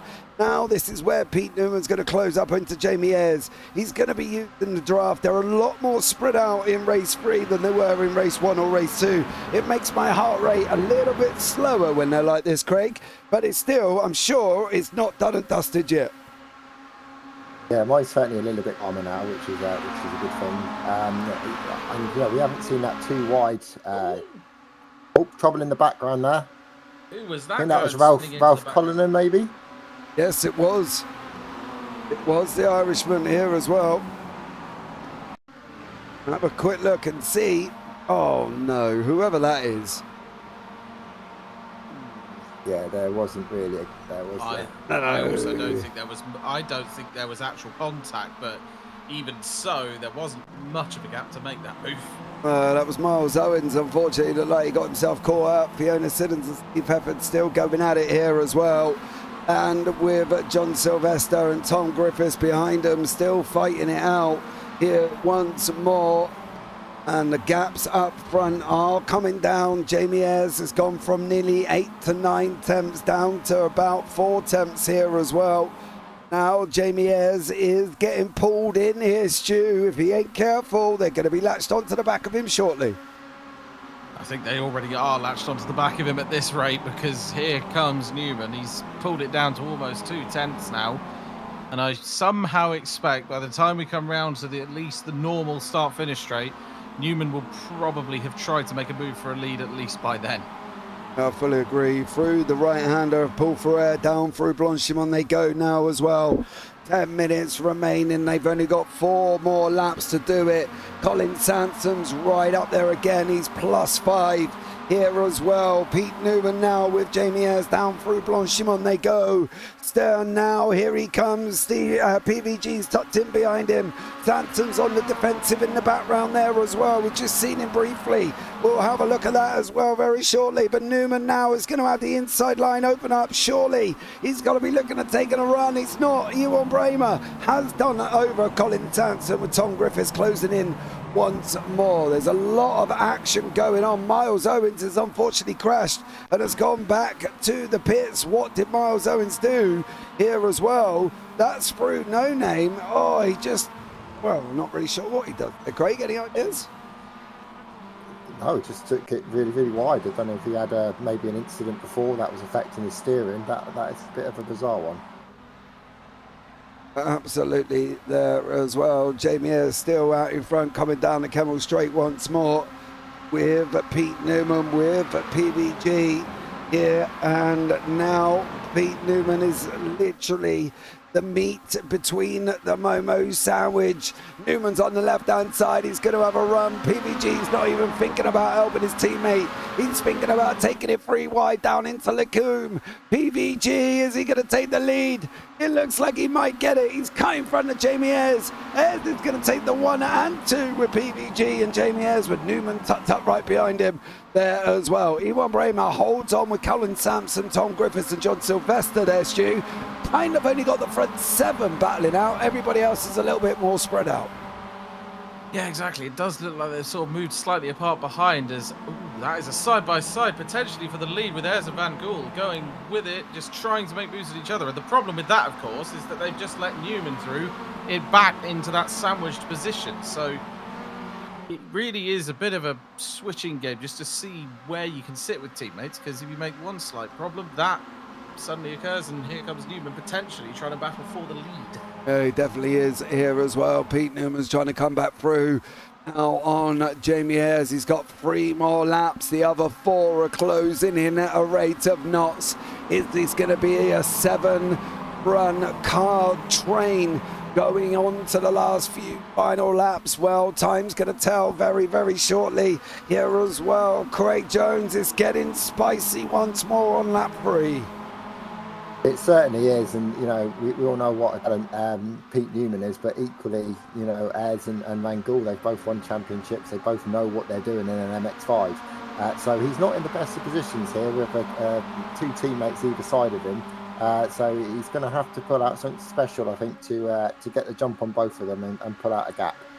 Going to have to try. I don't think it's going to be able to gap him as much as it was hoped. Got the inside on the run down into Blanchimont. He's going to have the bus stop to himself is Newman. PVG's not going to settle off though. He's going to sit here as well. Pete Van Gool now goes and tries to hang on. He does lose the lead to Pete Newman. Newman now takes the lead with Jamie Ayres and PVG. Ewan Bramer's into the picture. The gap from 2 seconds to 1.3. Now to the group behind. Colin Sampson pushing along. Tom Griffiths there up front. Ewan Bramer trying to have a go through past Jamie Ayres. The battle is still commencing here, Stu, as we go through El Rouge and Radion once more. Absolutely, and it's just a case of just picking the right moment to make your moves that they've all been doing perfectly. The Kemmel Straight has just been one of those overtaking points, and that could potentially be Ayres trying to make a move. I honestly think that was the right decision to not go down the inside to make that move. Better to wait till the Kemmel Straight and make your moves then, but I think now we're going to see Van Gool coming right towards the back of Newman and definitely going to make that move for the lead into the corner. It definitely is here as well. PVG's got the run once more. Ewan Bramer's coming out of rate of knots. Push Pete Newman. Give him a push to try and hang him on there as well. He doesn't. It is Pete Van Gool. It is Jamie Ayres. And it is Deja Vu from the previous lap. Them 2 breaking out here now as well. The other pack is closing. The gap's down to 6/10 here, Craig. Could this be an 8-car train going into the final 2 laps? I think it's easily going to be an 8-car train. I think it's really interesting how the Momo boys are they're actually racing against each other. I thought they would be a little bit more kind of in it for the team game and trying to support each other. But I'm guessing the conversations happen by going, if I think I can make the move, mate, I'm going for it. And that's exactly what we're seeing on track. No team orders by the looks of it in the Momo team. It is Pete Van Gool and his Jamie Ayres. Surely the only team order's got to be don't take out your teammates, Stu. Surely that's what they've got to be looking for, right? Absolutely, and I think as Craig just said, it's just a case of if I can make the move, go for it. If not, I'll hold back and wait. And I think that's one thing which a lot of teams generally try and do is just, yeah, if someone's got the move, make it. But they'll definitely not be going for any rash sends or going full send from 4 car lengths back. I think it's just a case of I think working as 2 cars as one just to stop Newman trying to make that move for the lead. Absolutely, it is. It's got to be trying to work together. Steve Pepper's locked in with Colin Sampson, who's done an excellent, great job taking 2 wins out of the 3 so far in the AMs here. It looks like he could get another one, Craig, in the AMs, but it is Ayres and Newman again going at it down into the bus stop. Yeah, this is really starting to look tasty now with these 5 cars all battling it out, or 6 cars, should I say. Yeah, Newman's he seems to be quite a bit more patient in this race. He doesn't seem to be as aggressive as he has been in the first 2. Maybe he's trying to right some wrongs from what happened in race 2 and just play it a bit more carefully this one. But yeah, this race far from over. I expect we'll see Newman towards the first spot or second spot very, very soon. It definitely is here as well. Pete Newman going for it now here again with Jamie Ayres, with PVG, with E1 Bramer. Ayres has got about 8 tenths at the moment. It's going to be coming down. It's already 7 tenths. It's already 6 tenths. Now it's going to be 5 tenths. There's not a lot now for Jamie Ayres to do apart from trying to go as quickly as possible in the straightest line possible. The Sim Racing Sweden team giving each other a bump draft. Newman's getting one from Griffiths. It's going to be 2v2 into Lacombe. Stu Rice. Are they all going to make it through? They do, and Newman does hang on. And it's Ayres and Van Gaal in the same positions they have been for the last 2 laps out in front. Exactly, and I think what we're going to see here is Bremer trying to make the move on Newman down into there, but potentially not. I think he just thought better of it. Just sit back, wait for the move potentially that could be made through Braun into the Stavilo area of the track. But from what we've seen so far, the 2 Momo cars at the front are starting to slowly pull away just by the fact that Newman's having to battle with the cars behind. Yeah, absolutely. He's having to scrap it out. But the thing is as well, this is the interesting thing I think I'm finding here, Greg, is where the draft is so strong. It doesn't seem to matter if Newman's 7 tenths, 8 tenths, or what. He seems to pull the SPAC coming down Blanchimont, coming down into the bus stop. And all in all, he seems to be a lot more closer come the end of the bus stop. Yeah, absolutely. I mean, it does. If you play it right, you really can get a good tow around here. You know, I know when I've certainly been racing, I've got teammates ahead of me that pull out the slipstream to help me make a move and stuff like that, and they're miles ahead of me, and it does have a massive effect. And you know, you nail that final exit onto the straight, and yeah, you're absolutely laughing, which is what we're seeing right now. Do you go left? Do you go right? It's a difficult choice to make. He's got to think about the defence as well.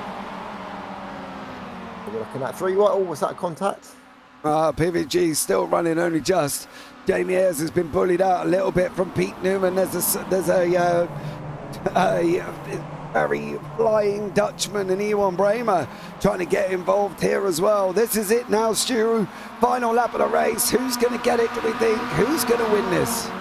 I don't even think there's a way to tell as per the other races. I think, honestly, if you've got my opinion, with Newman that close but the 2 Momos ahead, I don't entirely think that Newman's going to be able to make the move. But of course, I could be wrong.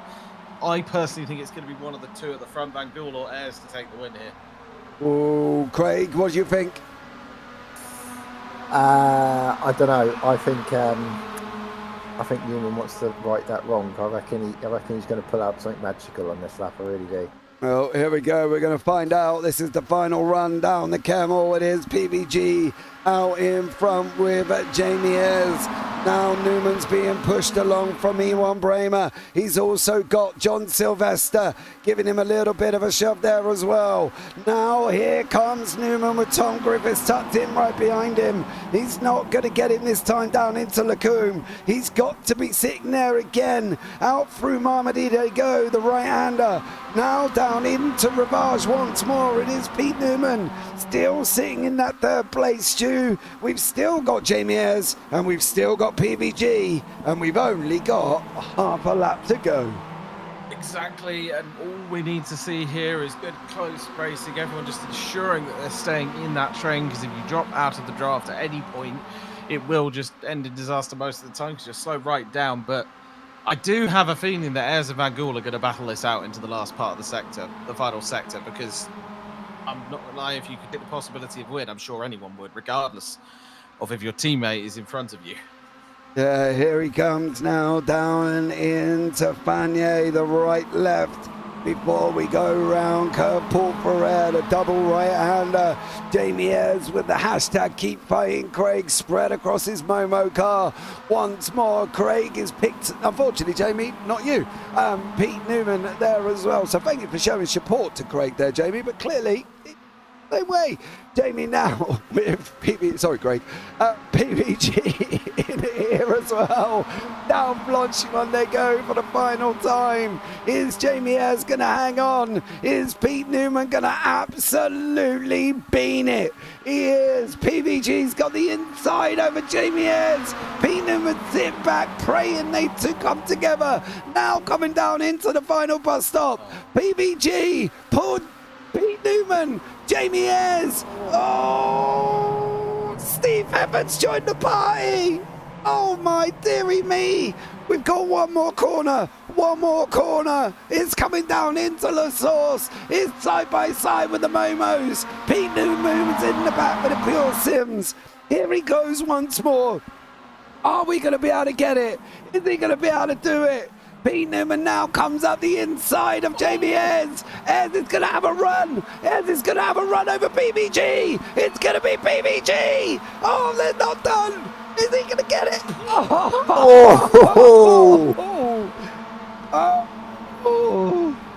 It was Pete Van Gool. Oh, God, blimey. Hope it is. PBG, Ayres and Newman. And then we got Sansom again. 3 out of 3 for Colin Sansom. Great job there. Siddons in second again. 3 podiums for Siddons. And McPherson with 2 here. Great racing so far there, Stu. We couldn't have asked for a better ending once more. No, absolutely. And as I said, it's just the case of just those two at the front just being full-on teammates. Is what you love to see. Because going down into that, they just pulled right across the track, still racing, but creating a perfectly convenient barrier that's completely stopped Newman from making any reasonable move, or at least try to make a move through Blanchimont. That was the important factor there, I believe. Absolutely. Ralph Cullinan comes over the line in the final position here as well. And here are the results from race 1. PVG takes the win this time around with Jamie Ayres second and in third. Literally 1/10 between the top 3. Steve Hefford in 4th, Tom Griffiths 5th, and Ewan Bramer in 6th. Then we've got John Sylvester in 7th. Colin Sampson again, 3 wins out of 3 for him in the AMS with Fiona Siddons and Callum McPherson also claiming podium positions. McPherson for the 2nd time, Siddons for the 3rd time. Darrell Wright in 11th, Mick Barry, Dan Lewis, Ralph Cullinan, Alan Toon and Miles Owens up at the rear. We've got a brief little warm-up here of 5 minutes once more. Craig, I think you've got to admit that racing throughout the so far has just been absolutely incredible. We're going to have to go and have a chat rather quickly with PVG, who I've seen has joined in for an interview. So I'm going to have a quick chat with PVG here as well. Oh, no, he's gone. I'm back here. Maybe there's some problems. I didn't have any problems, PVG, whatsoever, dear sir. How are you? I'm all right, James. I'm all right. Thank you. That was good fun, that. Yeah, it definitely was there, bud, as well. I wasn't having problems. We put out a message earlier on that we was in TeamSpeak. Yes, so there we go. Okay, so let's be real, right? The racing's been absolutely incredible. 2 podiums for you. Okay, what's the plan for race 4? Because I'm not quite sure how it's going to go in general. Well, I think the general plan is to stay alive in the first lap and avoid any accidents, and then see what goes from there. Because if you're in the draft, then you can get back to the podiums. I started dead last on the previous race, and then I ended in 3rd. So it's a drafty track. You need to get pulled up the hill and see what goes from there, and try and take advantage of the other drivers making mistakes, to be honest. Yeah, I definitely agree with you, bud, as well. And I think it's been incredible racing. You know, it's been one that's just been, well, it's had me on the edge of my seat for the whole entire 3 races. And, you know, it's had the wife on standby with a defib. You know what I mean? You know, there's been a lot happening, isn't there? What's it like in the car for you guys while you're racing like that? When you're racing like we're racing now, it's especially the first 2 laps with the cool tires. It's a bit. You need to watch out a bit and brake earlier because you're going to run into someone if you're carrying too much speed. But the racing is really, really close, and it has to be kind of a mutual agreement on, all right, I'll take point here and then get to the enter of the corner, and on the exit I'll give that position back just to keep the momentum going. But in the end, it's all about knowing who you're racing, which that's what it's all about, mate. It's just having fun and not crashing into another car driver. So. Yeah, absolutely, mate. Well, good luck in race 4, buddy. I'll pop you back in your room as well. Let's see how you get on for race 4. Have a good one. Cheers. Thank you. Well, there you go. That was PVG joining us there as well. He seems quite upbeat about his podium, about his evening. He said he's just going to stay out of trouble for race 4 there, Craig. I think that's surely got to be the message this evening. Just stay out of trouble and get points in race 4. Yeah, it's easy in theory and you know, in your head, just as you're going into a race to say that. But like I said before, you know, once that flag goes down and you start racing, you start seeing those opportunities. Yeah, that little kind of boy racer, and it starts to come through, and you start to make those decisions that you probably shouldn't make. You know, there's going to be lots of drivers. You know, some drivers have done really well tonight, and there's going to be equally as many drivers that haven't done so well and are really going to want to come away with their heads held a bit higher than they might be feeling at the moment. So yeah, it's race 4. It always tends to be a interesting race. I mean, we've had 3 great races so far which have felt like a race 4, but yeah, let's see what the actual race 4 has in store for us. Yeah, absolutely. We haven't got long left of qualifying. Blimey. No, we've gone past that. Trust me, I could do these races again here as well. 15 seconds left of practice there as well. I think we've all got to admit it has been quite epic. By what I have seen, there is epic racing going on for the NASCAR Super Series as well. They've come down to 24 to go out of the 45 laps, and they're only 2 cautions in at the moment. So well done to the 31 cars that took to the grid there for that one. Coming back now into race 4. We'll bring you up the grid. I'll read it very quickly because they do get on very fast. Callum McPherson is in pole with Fiona Sid in second, Colin Sanson in third, John Sylvester, Ewan Bramer, Tom Griffith, Steve Hefford and Pete Newman round out the top 8.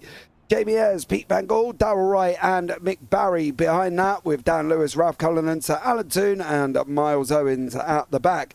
That is the grid for the final race of the evening here as well. Race 4, 15 minutes. Callum McPherson on pole position. Let's see what he's going to be able to do here. Can he hold on? Can he get through? Pete Newman's onto the grid now as well. He's the final one we're waiting for. He is there. The lights are going to be coming on once more. 1, 2, 3, 4, 5. And we are green, green, green for the final race of the evening. Callum McPherson didn't really go anywhere. Fiona Siddons is tucked in right behind him now as well, with Colin Sampson and John Sylvester. Ewan Bramer and Tom Griffith still fighting out there once more. Over the top of Elrie Rouge and Radion we go onto this Kemmel Straight. Now I've had a chuckle to myself because this has been the site of so much here as well. Now we're going down again. Are we going to go 4 wide? Are we going to go 4 wide? Yes! Oh, there is 5 wide! 5 wide! Oh no! Oh no! Oh no, what's going on still? It's a big one at the back! Oh no! It's huge! On the back! Pace car! Safety cars! Any cars! I don't know what's going on. Oh, we have just lost the majority of the field. And it was on a straight. We were 5 wide. Off the track there went one of the boys. here he comes, straight across the track. Boom, boom, boom. Let me hear you say, uh-oh. Big Barry. Oh, dear.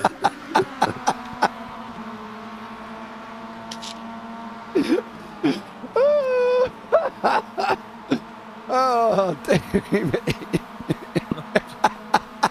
I'm not too sure how much more anyone could have done there. Because at some point you just have to go, yeah, just take the wheel. Oh. There's nothing you can do. I'm wondering if that kicked off with Ewan Bramer, and that's what was making me worry.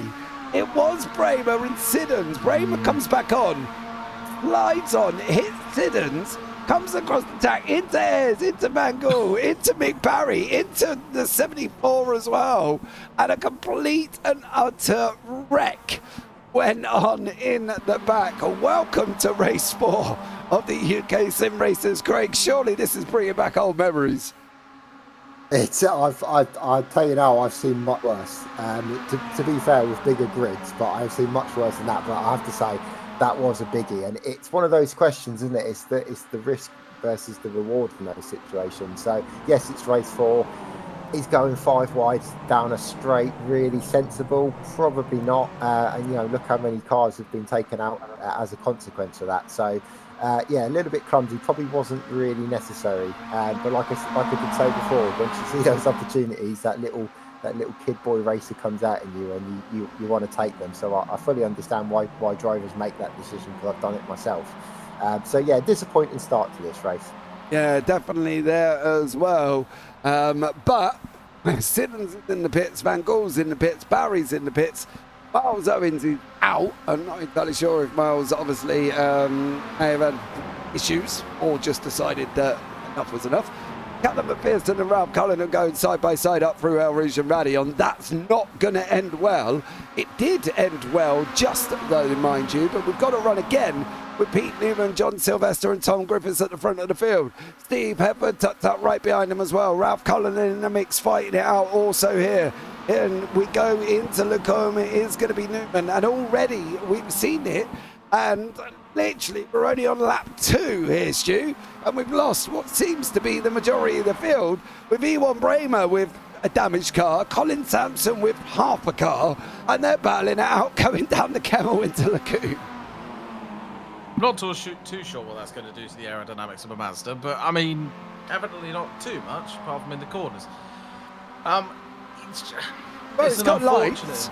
Yeah, well, yeah, it's still got lights It's still got lights. Come on, let's give it some props. Look at it. Lights are blazing in the back there from that mashed up MX5. Yeah. There we go. It's a ridiculous looking sight. That is absolutely... To be fair, it doesn't even look like a Mazda at that point. It's just generic car number 24. Yeah, it's just, I don't know. Got nothing else, but he's got lights, so he's safe. That's all that matters for Colin Sansom there as well. Newman's out in front by nearly 8 tenths. Sylvester's still battling away with Tom Griffiths. Steve Hepburn closing in as they're coming in now to Port Ferrer. Sylvester takes a run off the side of the circuit, manages to hold on to it there as well. So great job from him, but he's managing to hold on. 10 minutes remaining here, Craig. Surely we can't see any more action than what we've already seen, can we? I don't know. There's still plenty of time in this race to go. So yeah, you really don't know. I definitely see Hefford at some point making his way forward, trying to challenge for first place. And you know, if these guys start battling, I mean, there's quite a big gap of 3.7 seconds. So yeah, I don't think we're going to see the sort of rear pack catching. But you never know. We've got the drivers here that haven't really been up in the front 3 all night, so who knows what's going to happen. You know, Newman's it's all kind of fell into place for Pete Newman in this race. So he's up 7 positions from where he started, mainly because of all that carnage and everything that was going on. Yeah, who knows how it's going to end up. Yeah, absolutely. Well, lap 3 is underway here. Pete Newman, Sylvester, Griffiths and Hefford. I do feel a lot calmer in this one, Stu. I don't feel so, I don't know, excited. I think that's probably because we've seen after enough afterfield involved in a lap 1 incident going down here, funny enough. But we have got Newman still fighting out. He's got Sylvester pushing along. It doesn't look like he's trying to make the move. It's almost like he's trying to gap Hepburn and Griffiths, but it's a little bit hard when they're picking up his draft as well. I think it is the smarter move to try and gap them, because at the end of the day, you want to be fighting one car, not another, not three. So I think the smartest move he's doing is the one he's doing now. Unfortunately, as you say, Hefford and Griffiths are also catching him. So I think at this point, he would just be better to try and just try and push past Newman. To be fair, it's the only option he's really got aside from staying the train and hope that he doesn't get shuffled back. Well, as my little daughter said in the last BDV, to Craig Jones, push him off the track, Craig, isn't he? Apparently, that is the advice that most of the kids that do Big Dreams Little Voices seems to that seems to be the best way. Or weaving is another one we get quite regularly as well. Yeah, why not? It's it's a simple solution, isn't it, to the problem? I guess. When you think about it logically, yes. Logically, it is a simple solution, because obviously rules then get in the way of logic, and yeah, we have that slight problem. Or apparently the kids also think I was leading the race at one point, James. Well, that was definitely, which was interesting. That was definitely wrong, wasn't it? Yeah, it was 100% wrong, but technically there is commentary proof that states I was leading a race. But you've cut and you've pasted on all your social media channels. Hold on a minute. Thankfully, I haven't done that. We got some side-by-side going on. Griffiths and Sylvester with Steve Evan through Blanchimont. They go now. Hepford's in the Momo yellow. Now we've got Griffiths, who was in the Momo, but now back in his privateer, blue and white and green. Coming into the bus stop. Hepford's gone and taken it deep here as well. Now he's going to try and get through. Oh, Newman's run wide. Hepford's taken the lead. Hepford's taken the lead. Good evening, Robert. You have missed a barnstorming evening. Go back and watch it all again, mate, and then catch up with us a little bit later. It has been some incredible racing with Steve Everett, John Sylvester, Tom Griffiths, and Pete Newman here, all fighting it out, Stu. Going on to lap 4, 2 remaining here this evening. Well, anything can happen. Exactly, and I think there might have been a tiny bit of contact through that corner. I'm not sure on who, but definitely against Newman. There was definitely some contact through the bus stop. Not sure where from though, but now they're all going to start running straight up Camel Straight here through the Camel Curve, which is not officially recognised by the FIA, but it is definitely a curve. So we're going to see potentially 2 wide. That is going to be a move being made by... God, that's going to be so close by Griffiths. That's going to be so close. Can he make the move? He's going to get it. What a move. Breathe in, son. He's still side by side. Hefford's not giving him up, though. Griffiths. Yeah, he takes the nose off Sylvester on the way down. Griffiths is looking at that inside into Rivage there. Didn't quite make it this time. It's definitely going to be an excitable last 2 laps, Craig Jones, as always. Yeah, there's definitely, watching this, is definitely an element of caution seems to be coming in with these drivers. We're used to seeing 8 cars in a fight for first place, and we've 4 here, so there definitely seems to be a little bit of shift in the mindset with the drivers. So they're still going for it, but they're exercising a little bit of caution because they can see the opportunity of a win here.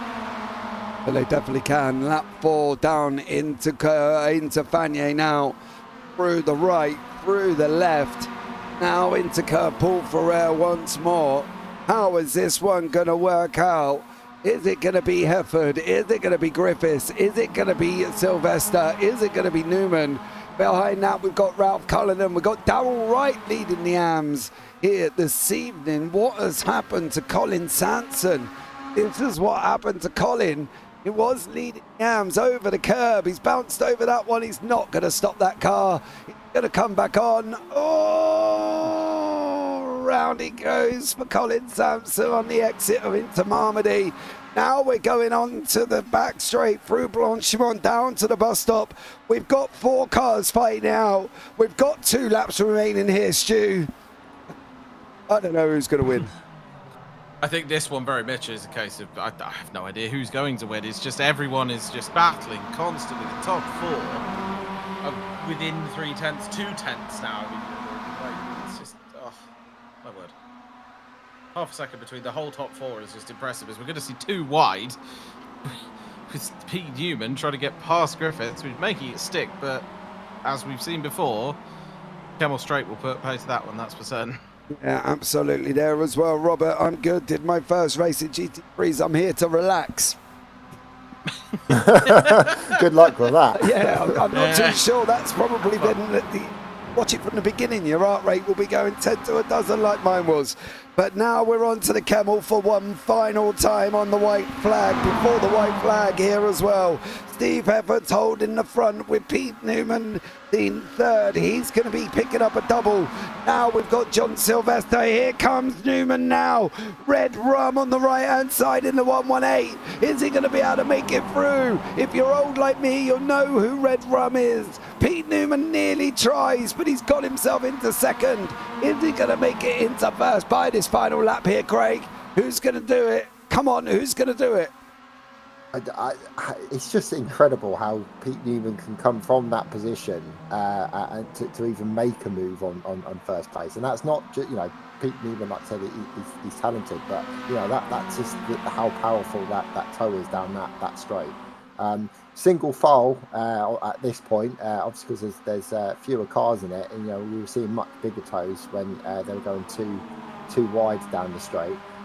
So yeah, I think Pete Newman's definitely going to be pushing Hefford for the lead here, and it's not going to be a matter of if, it's going to be a matter of when. We lost Tom Griffiths. We have lost Tom Griffiths. I don't believe he is on track. I know he was blinking, but I think he's gone. Tom Griffiths has disappeared and has absolutely gone. It was here with John Sylvester where Tom Griffiths has even made contact and has unfortunately got disqualified or something, but whatever it is, he has just poofed Harry Houdini'd off into another shadow realm there. Come back from the Stranger Things, Tom. All is forgiven. Don't let him catch you. But whatever happened to Tom Griffiths, he had just miraculously vanished.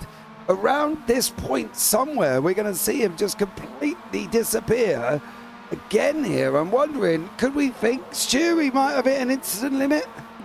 He may have run wide up the top of Eau Rouge, which would cause, if he's been close to a 17X, if he goes slightly there, that might have potentially given him some form of a penalty, but nothing that I can see. I mean, Story survived this, didn't he? Oh yeah, because we were commentating on this one. He went right around the outside and then just... I don't know, but he's gone off somewhere and he's just vanished. So let's get back to the live action as we're starting the final race. Now Newman's out in front with Steve Hefford here as well. That was down Blanchimont. Pete Newman took that place. Now he's only got 2 cars behind him. Now he's only got Steve Hefford, who's going to be closing. 4 temps, here he comes. 3 temps, here he comes. Now it's going to be tuck in, Steve. Get your nose up his rear end, son. 2 temps, 2.5 temps. Here as well, 1 temp. Now Hefford's coming. The overspeed is kicking in. He's into the braking zone of Lacombe. Is he going to make it through? He's not going to make it this time around, with John Sylvester sitting in third for that final run down Blanchimont, Stu. Absolutely, is they're going to have to make sure absolutely everything counts here down towards Rivage. And I think Newman right now just needs to keep doing what he's doing, because at the end of the day, no matter what he does, at some point they're going to get back in the tow out of Stavelot and up towards Blanchimont, and he's going to have everything to work for again there. It's just going to have to be smart defending and smart placement on track to ensure that he can get to the end of this race in the position he's in. Absolutely here as well. Well, Steve Hefford now with Pete Newman. Right up here as well, coming down through Pouan on that run down into Fagnier. Hefford looks like he's got a lot tidier line than Newman did, I'm not going to lie. Newman opened up the speed there. He went a bit full bore there, Craig, and ran a little bit wide in Pouan. Has that cost him the win going down through Blanchimont, do we think? I fear it could have done it. If you look at the lap times, particularly around this point, Newman's generally in the last few races certainly been a lot further ahead than this. So this could be a final twist in the tail for this one. and coming down this straight now, we're just about to find out. Yeah, Newman here now as well, down through Blanchimont. Hefford is coming 4/10. He's got a couple of corners left to try and get near Pete Newman now as well. Steve Hefford coming for the win. 2/10 now through the right, the last left-hander, down into the bus stop. 1/10. It's got to be a dive. He's got the bus stop. He's got La Source. Just wrap this up properly. Get through La Source. Is this going to be Steve Hefford's victory? Can he come back? Newman runs a little bit wide. Now comes Steve Hefford on this start-finish straight. Down into La Source. Newman's got 4/10, 3/10. Is he going to hang on here? Is he going to go in too deep? Is Hefford going to get the win? I don't think Hefford's going to do it this time. I've got a funny feeling this is all Pete Newman. This is all Pete Newman. And it is going to be all Pete Newman with Sylvester coming over the line in third. Newman takes a victory in race 4 here as well. What's happening with Darrell Wright? He comes over the line. He takes the win in the arms. Good job, Darrell Wright. Callum McPherson there as well comes over for the podium. And another epic race, Stu, like we've had all evening. Absolutely, and I think I also have just spotted Griffiths. You just Come back on track. Oh. Griffiths is back on track, so at least he's finishing on the circuit. That's the main thing. Oh, there he is. Yeah, so at least he's managed to finish the race. But the racing there was absolutely top tier. Again, a well-deserved victory weave from Newman at the end there, because that was, given the slight mistake through Pouron there, that was pretty well held to continue to keep that position all the way around to the line, given how strong the toe is. It was a heck of a drive, that. Yeah, absolutely it was here as well, and it's been some epic racing once more. If you've missed any of this, go back and watch it again. It has been absolutely incredible. I have defibbed myself with quite a few times here as well, as we're waiting for Griffiths to come over the line. Then we're going for the results here of race 3. We'll see if anybody wants to jump in and have a quick chat to us here as well. But let's see as both Siddons and Griffiths come over that line. And not entirely sure where Griffiths went. He went somewhere. Wherever he went, it didn't really matter. He just absolutely disappeared into a different realm altogether. It cost him a whole lap. And unfortunately for Tom Griffiths, it probably cost him the win as well. Over the line he goes once more, and we can bring you up the final race results of this evening racing here again. Now, we have got Pete Newman in first place with Steve Hefford in second, John Sylvester in third, Ralph Cullinan in fourth with Darrell Wright in fifth there as well. We've also got Callum McPherson and Jamie Ayres here once more, coming back into the seventh place with Ewan Bramer 8th, Colin Sampson 9th, Dan Lewis 10th, Fiona Siddons 11th, Tom Griffiths 12th, Alan Toon 13th, Mick Barry 14th, Pete Van Gaal 15th, and Miles Owens place there. And what an absolute barnstorming evening. We'll see if anybody wants to come in for a chat. We'll give them a couple of minutes there as well. Stu, from you first. Well, have you enjoyed tonight? It's been absolutely incredible, isn't it?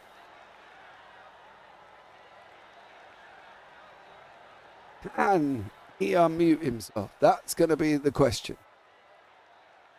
Tell you what we'll do. Hold on. Let's do some wiggling here. Can they... Hello, Stu Rice. Can you hear me? He clearly can't find the button, can he? No, he can't. He can't unmute, apparently. No. There's an issue somewhere. Let's try this one. Can he chat in that? Can he that one? What about this one? Can he do it?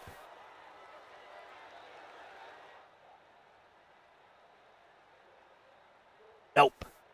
So no response there as well. We're going to sort out these really, really quickly. Craig, another great evening of racing, to be fair. Yeah, fantastic evening of racing. It really, really was. Yeah, a little bit disappointed with race 4. I was really hoping to have 16 cars nose to tail all throughout the lap. and see like a real, real fight on our hands. But it's racing. What happened? It does happen, unfortunately. Like I said, I have seen a lot worse. I've been involved in a lot worse, and I think I've caused probably a lot worse than that as well over the years that I've been racing. But yeah, overall, I think everyone can go away with their heads held high. They put on a fantastic performance. Lots of clean, respectful, aggressive racing. That's what we want to see. Yeah, absolutely. I do believe we have got Stu Rice here. Stu, Hello. can you hear us? Yes, I can hear you. Craig, unfortunately, is no longer in this.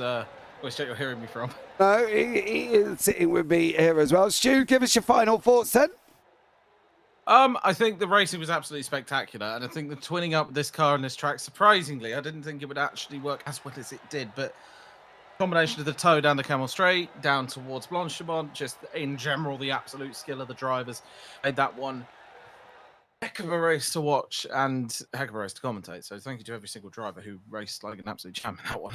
Yeah, definitely there as well. Craig, final words from you this evening. Another great race from the UK SimRacers. Yeah, it really was. It's been a while since I've raced with these guys, looking at the action out on track tonight, it's I'm definitely wanting to get back behind an MX5, I think, and join them on track. It's a great advert for just how well and how competitive league racing can be. You don't get much better than the UK SimRacers and the MX5. Absolutely. Right, guys, it doesn't look like we've got anybody for a chat here as well, so we're going to wrap it up for this evening. I think you can safely admit, if you haven't watched the 4 races, go back and watch it. Bill, thank you so much for joining us. PVG popping in earlier on. Robert Stoughton as well. David Ayres, thank you so much. And Dan Peoples coming in early on as well. But for now, guys, we're going to wrap it up. I've been James Parfitt. I've been alongside Stu Rice and Craig Jones here this evening as well. So for now, guys, as always, take care. Have a great week. And you never know, we might see you on the track sometime. Good night.